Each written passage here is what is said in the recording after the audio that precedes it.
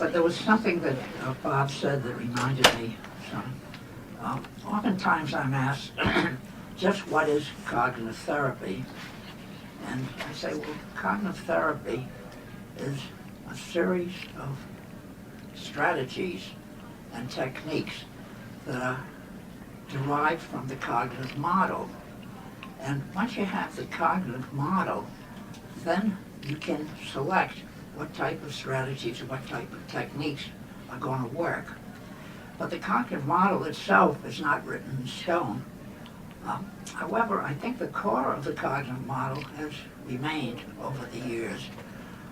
But as time has gone on, there have been many more clinical and research discoveries which have added to this basic core. And what Bob was describing today, I think, is illustrative as to how the cognitive model has grown over time, but is still essentially the same thing. And I'm often, I'll probably be talking about this again tomorrow, I'm often asked, well, what do you think of the new therapies that are being done? I said, well, that's fine if you have a good case formulation and this therapy then is appropriate for the patient and is relevant to your formulation of the case, then it can be used. And I'm sure that what Bob has talked tonight about the emotional schemas is also a step forward, not only in terms of understanding the patients, but also in applying that understanding. So anyhow, do you agree with this, that the core is the same, but it has grown over time? Absolutely. I mean, I think that I think one of the things about Tim's approach, for those of you who've been able to see him lead a discussion, that it sort of leads you to keep asking questions. Like, you know, Tim would, at the anxiety seminar many years ago, he would say, well, the patient is having these anxious symptoms, and so why does that bother them? And then, you know, you would start doing a vertical descent, you know, well, this means that, means that, and you would have to keep asking questions. And I think one of the things that I like about the cognitive approach, especially Tim's, Socratic approach to it, is that it really helps you think it through. In other words, it's not like there's a final answer and here's a technique and it works all the time. In my view, I think you're right. I think that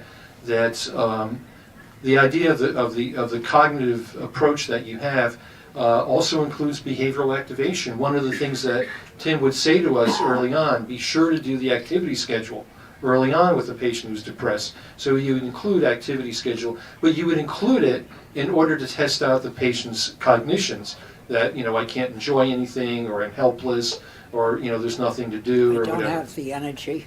What's that? I don't have the energy. Right. And so that kind of openness, that I think the cognitive model, certainly is friendly toward the idea of using mindfulness, that Tim actually is a practitioner of mindfulness for many, many years. I know when I was listening to a tape of Mark Williams when I was trying to learn mindfulness, I was telling Zindel Siegel this yesterday.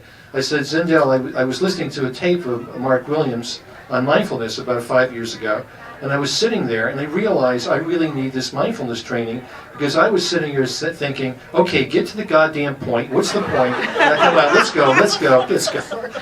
And I realized that my brain was filled with like trains running through it, But the cognitive approach, I think, can be expanded to deal with things like emotion, and deal with things like roadblocks, deal with things like early childhood experiences, relationship. So it's an extremely fertile because it allows you to sort of take the cognitive model and look at what is the individual's theory. In fact, I think one of the reasons I had been a child psychologist when I was a child. Now, I'd been a child psychologist before I met Tim, and I was very much enamored with the work by Piaget and the clinical technique that Piaget used. When I read Tim's work back, I think in 1978, I said, my God, this really really fits the way I think. It's sort of like, rather than saying, oh, the patient has, lack of information or is stupid or doesn't know things, it's that the patient had a particular way of thinking and making sense of things. So Piaget and Aaron Beck are kind of the role models. I'm in good company. Yeah, it hardly seems that it's 32 years I know. since you said that. But it's still fresh today. Sometimes I'm asked, what is the philosophy behind the cognitive model, I like to call it the cognitive approach. And I feel in a way we're all children of the Enlightenment. Yes. Which means that we have open minds. We're looking to fresh discoveries, but we're not throwing away the riches of the past. Right. So we draw on the past and then we add to it new things.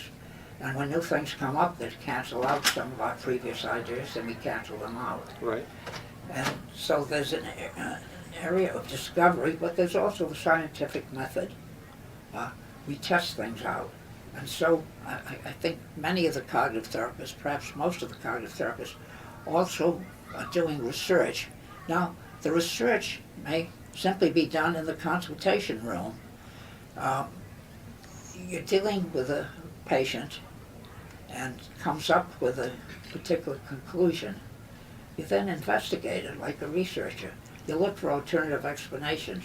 You look for certain flaws in the thinking. You look for what is the basis behind these thinking. Right. And so we're all, in a way, researchers as well as clinicians and teachers and academics and also book writers. But I think one of the things about the Enlightenment and the idea of discovery and using a scientific method and collecting the data and looking at the logic, looking at alternatives and all that, that's what we try to teach the patients to do. And when I was in graduate school, I had a picture of Freud on my wall, and I was worshiping Freud. I had been raised a Catholic, and then I moved to Freud. And I remember, thinking that this doesn't work. That was a concern of mine. It didn't work. But it was so interesting, and it was so deep, you felt so profound and philosophical and above everything, which is what life is all about, right? So, but what I loved about the cognitive approach is that it really empowered the patient to become their own therapist, to learn the techniques, and it was kind of like you were giving them the opportunity to feel like an equal, that they were acquiring the techniques to empower themselves. I always kind of felt like psychoanalysis was kind of a power thing and condescending, and that the patient was sitting there for 20 years, 4 times a week, paying for the therapist's mortgage on their house in East Hampton, trying to figure out what's on the therapist's mind. Whereas cognitive therapy was saying, yeah, here's some techniques that you can use. Let's go out and try them today, over this week, and see what goes on. You were empowering people. That's a very, very different thing from what people did before you, Tim. Yeah. No, I should.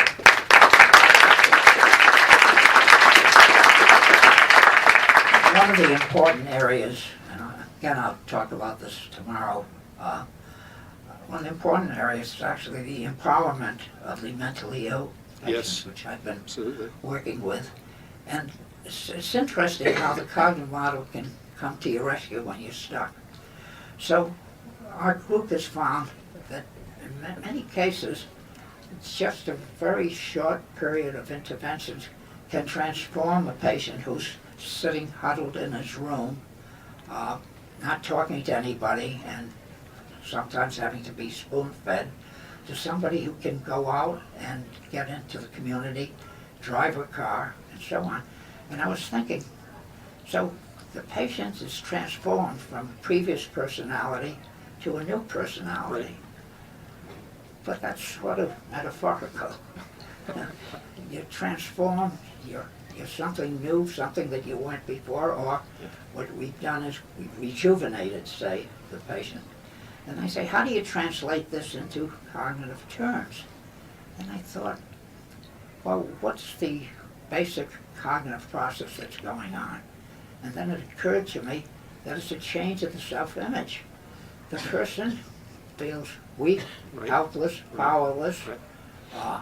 distant from other people, unfriended, unfriendly, an outcast of society. Right. And you get him going, and his self-concept changes. You give him a lot of activities, his self-concept changes, and then there's an interaction. His self-concept changes, then his behavior changes.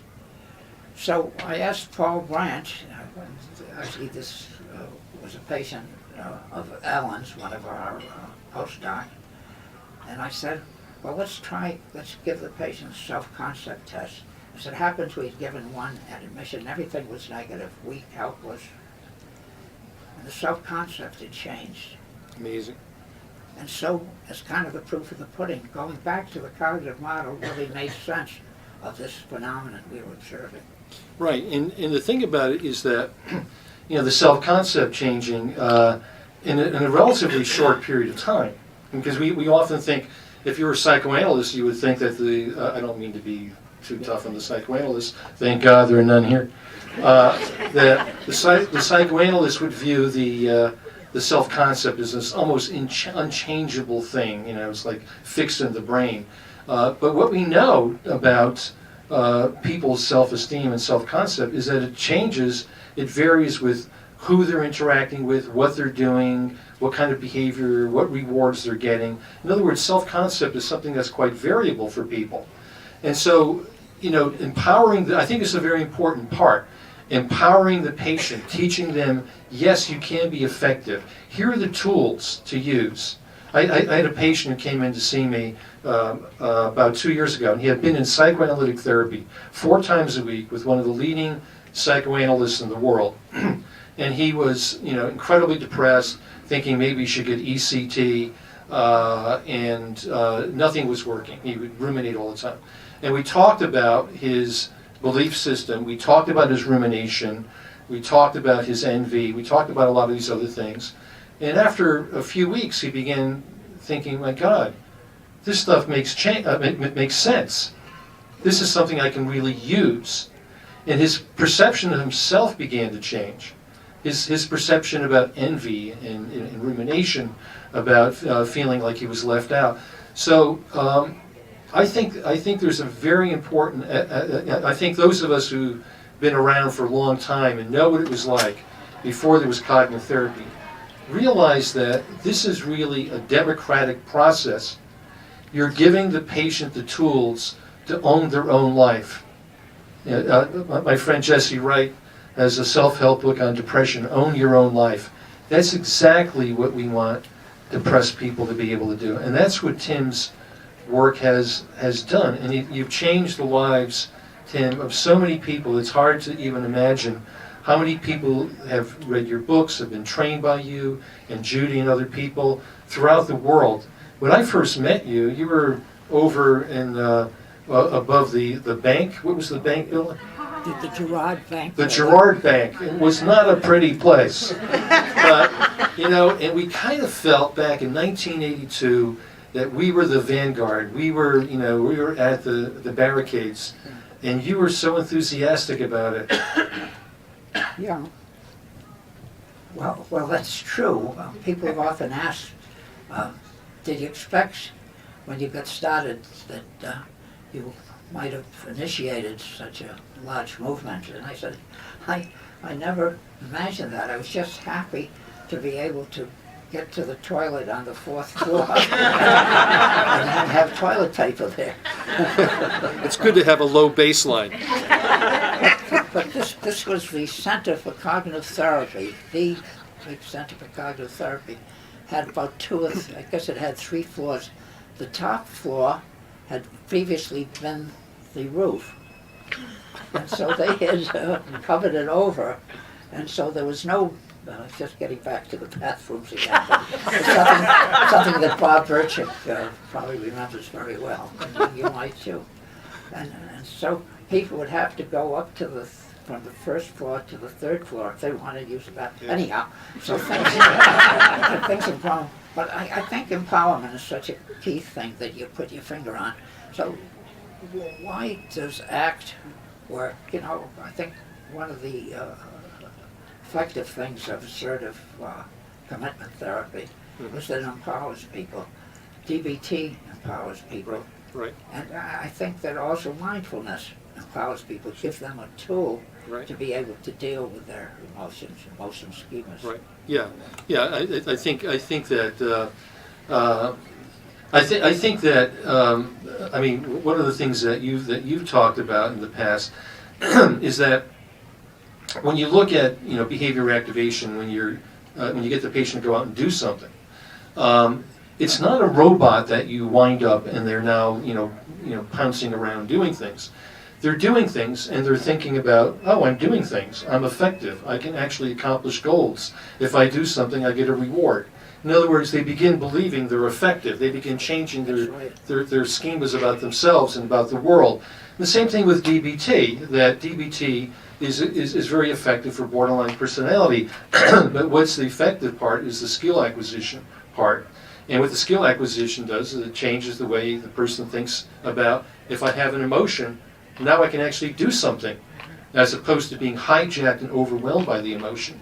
So I think that a lot of the things that are current are approaches that do affect the way people think. And anytime we think about cognitive therapy, we're not just sitting there with a truth table trying to get the patient to understand logic. What we're trying to do is to get them to set up experiments in the real world to challenge their ways of thinking, to find new ways of functioning, to test out their beliefs. In other words, that we're really helping people become empowered, change their self-image, become effective. So I think another key word is challenge. Right.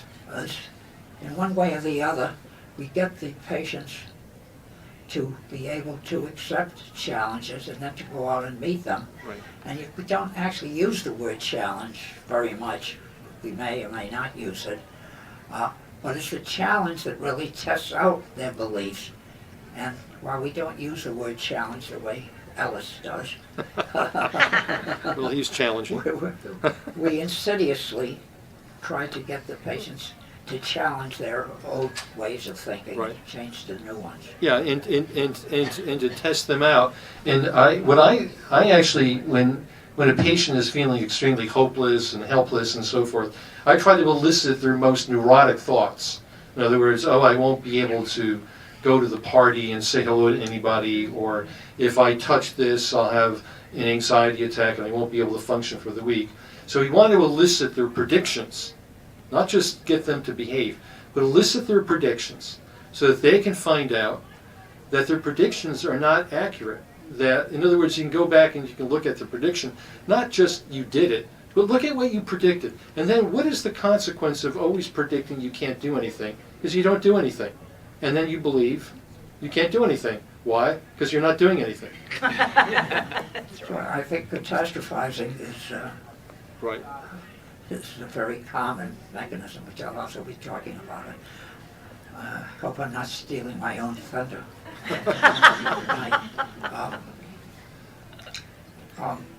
But sometimes the predictions turn out to be correct. That's correct. So when you set it up, this is the hypothesis. And the person says, well, suppose the prediction turns out to be right. So that's great, because then we're going to be doing something else, such as Right. problem solve, Absolutely. coping, and so on. So it's a no-lose situation, win-win. Exactly. I had a patient years ago who was an extremely intense person, to say the least. And she had gone on a couple of interviews, and she's, oh my God, I'm not going to get a job. I fail at all these interviews. And she had a lot of interviews.